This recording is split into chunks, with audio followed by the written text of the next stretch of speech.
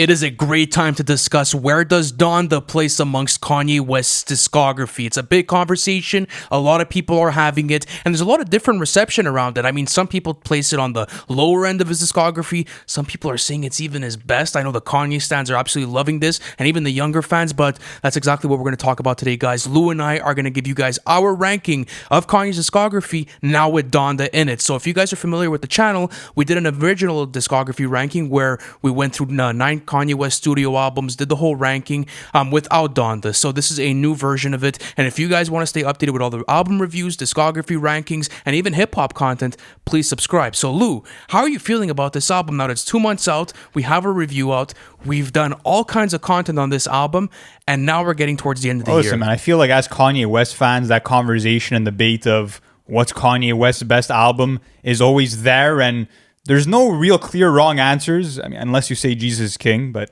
I mean, that's for another conversation, another time. But in terms of talking about Donda, it's interesting because I feel like a lot of his younger fan base are placing it in the upper echelon of his catalog. But when we talk about Kanye West, we have to realize that this man has maybe the most classics out of any other artist in the hip-hop genre. So to put an album that's, kind of still so fresh and so new on that level, I have a hard time doing it. I'm not going to lie to you. And before we go any further, guys, let us give you our current discography rankings prior to Donda being released so you can kind of know our taste a bit better. So, Ant, start off with yours. Absolutely. So at number 9, I have Jesus is King. Number 8, I have Ye.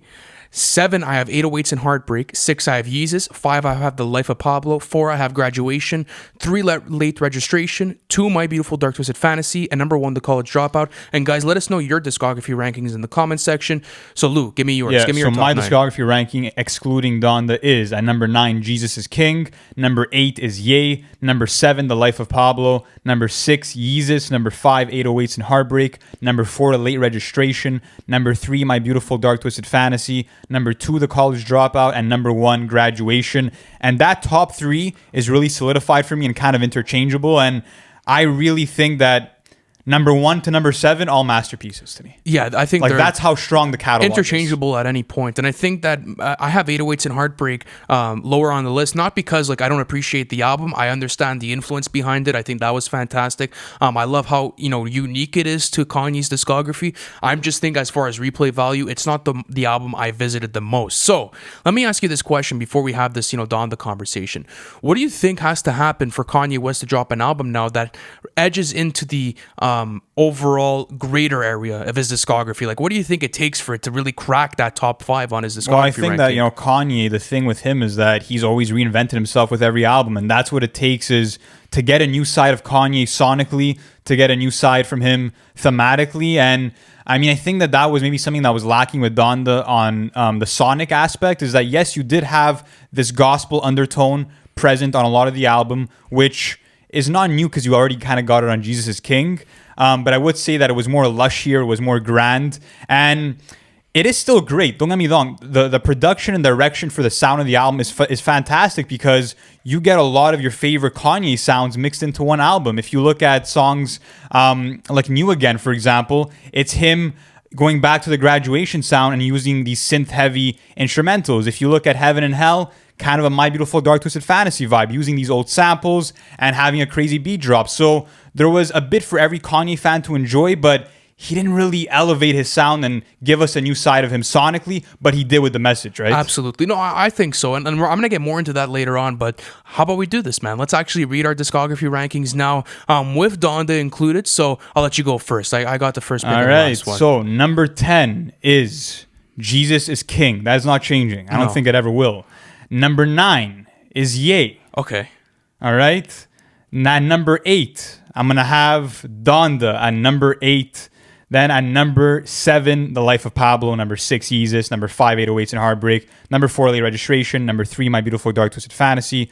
2, The College Dropout. And number 1, Graduation. So it's towards the bottom of the catalog and third to the bottom. Number 8. I actually have that exact same ranking. I have it placed 8th in his discography ranking, right above Jesus is King and Ye, but right at the bottom because, I mean, is it better than 808s on the influence level? I don't think so. I haven't seen what. Well, look, it hasn't had the time. It hasn't had the time to age, but I mean, 808s and Heartbreak is just it's too, let's say, influential to be able to even, let's say it right now. So for the time being, it's not over it. Yeezus, I mean, bro, there's just way too many slappers on that album. It's such an aggressive and more focused, because Donda was kind of bloated with the 27 songs. Tighter and more, let's say, niched in sort of track list that gives you a more coherent listen. So plus, like, I don't think Donda has a Bound 2, and I don't think it has a Black Skinhead or a Blood on the Leaves. Like, that's at least my opinion.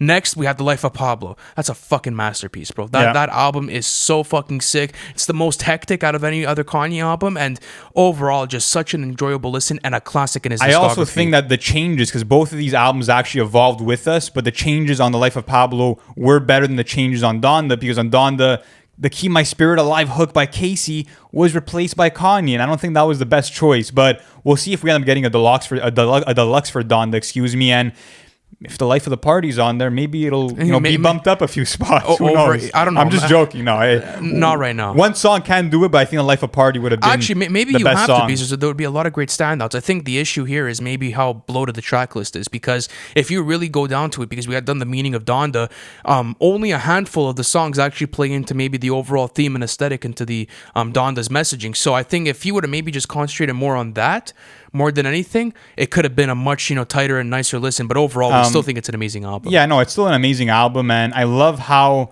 the concept is kind of present throughout, even though on songs like Okay, maybe it's not thoroughly in place. Even Remote Control.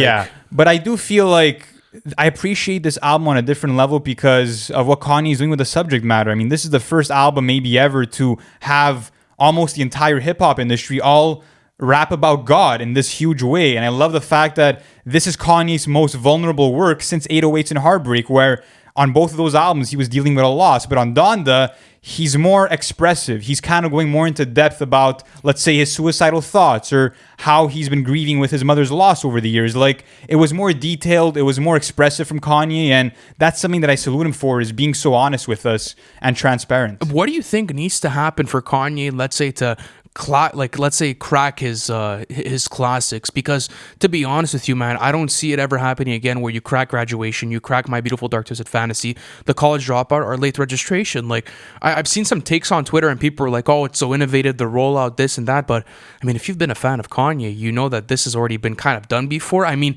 maybe what the album has done the best out of all is the rollout. I think that's where he kind of gets everything. It's one of the nicest rollouts I've seen of all time, if not the best. So overall, like, I think that when you look at it, Donda is really not a bad album. It's an amazing listen, super coherent message, great fucking rollout, but it doesn't crack the top of his discography. It just doesn't. It's too strong for me, like, to be able to do so. Yeah, I feel like his top 7 are just untouchable, and we'll have to see how this ages over the years, but I don't see this moving up at all. Maybe it'll move up a spot or two, but I think the real genius work is the experience of Donda rather than the album. Like you said, like, to me, this is one of the most memorable album rollouts of all time. And when going through the listening parties and all the updates, I literally felt like a crack fiend for info. Like, I would get this dopamine rush every time there was a new update about the Donda album. And that's the excitement that a Kanye rollout actually gives you. And seeing the music evolve, that's a dream for Kanye fans. So as an experience, it is one of my favorites that I've lived through.